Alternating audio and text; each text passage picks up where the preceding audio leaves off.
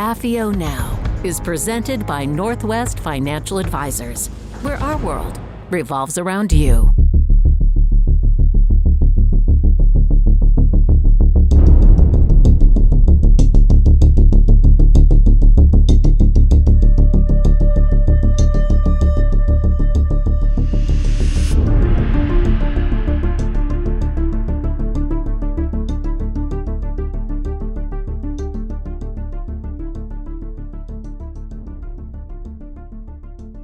Hello, everyone. This is Jim Hughes with AFIO Now. We are a program of recorded interviews with former intelligence officers and those who write about them. And today I have a very interesting guest. His name is Joseph Finder. He is a prolific American thriller writer. And among his numerous books, two of them, High Crimes and Paranoia, have been made into feature films. Joe was born in the United States, but spent his early childhood in Afghanistan and the Philippines. After his parents returned to the United States, he went to Yale for Russian studies, and then he got a master's degree from the Harvard Russian Research Center. He also taught on the Harvard faculty for a while. He was recruited by the CIA, but decided that he preferred fiction writing instead. He is one of the founding members of the International Thriller Writers Association, and I'm very pleased to say an AFIO member.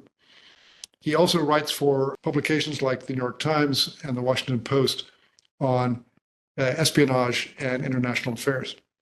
He has a brand new book out called The Oligarch's Daughter. Joe, welcome to AFIO Now. Great to be here. I love AFIO, so thank you for having me. Joe, how do you meet your principal character in this book? And what causes him to flee again? So we're in a small town in New Hampshire, and we meet a guy named Grant Anderson, who is a shipbuilder.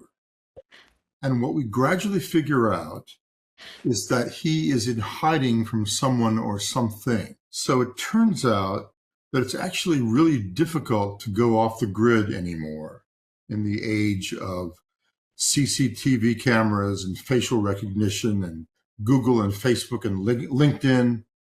In the old days, if you wanted to disappear, you would go to a big city and seek anonymity there.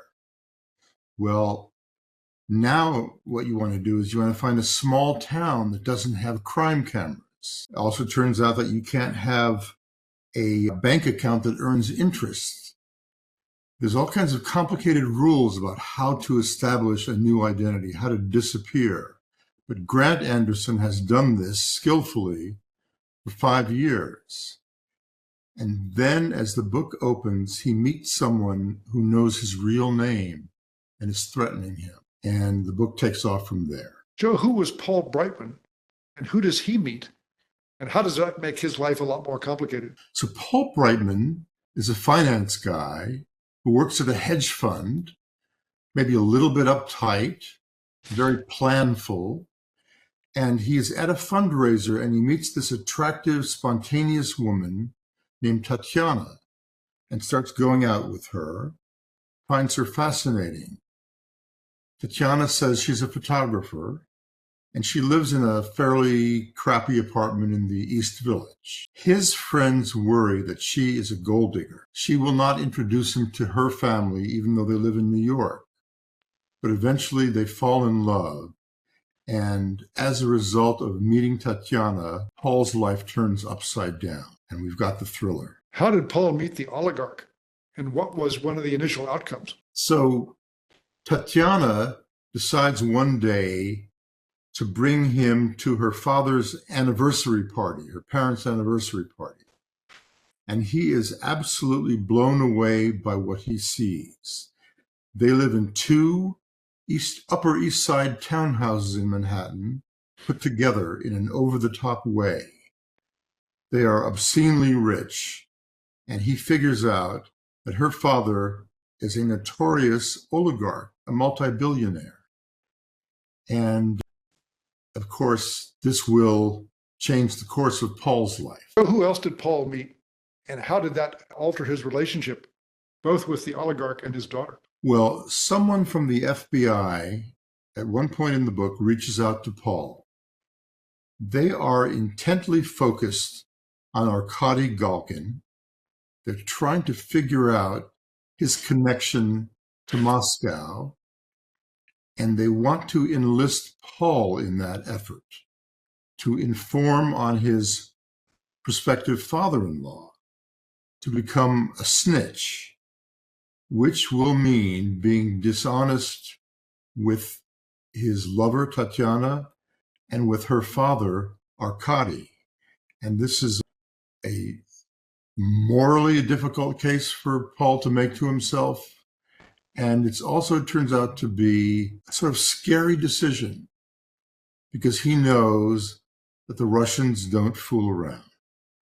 And if he's ever caught informing on his father-in-law, bad things are going to happen. Please describe his trip to Moscow with the oligarch and the oligarch's daughter. And what was he tasked to do? So Paul is asked to place a tracker on his father-in-law's briefcase so that the FBI can determine exactly who Arkady is meeting with in Moscow. Because Arkady is being very, very closed-mouthed about who he's meeting with there. This is a very tense and dangerous scene because Arkady Galkin's security chief, a guy named Andrei Berzin, is very suspicious of him. Arkady is having meetings in Moscow that he won't tell Paul about, and the FBI wants to know who he's meeting with. And if this tracker is successfully planted, they will find out who he's meeting with. It's a scary scene. After their return to the United States, they also spend some time on Arkady's mega yacht. What happens there? Well, the FBI wants Paul to obtain a copy of the ship's manifest so they can know the names of the other passengers on this trip, which involves a fair amount of spycraft on Paul's part.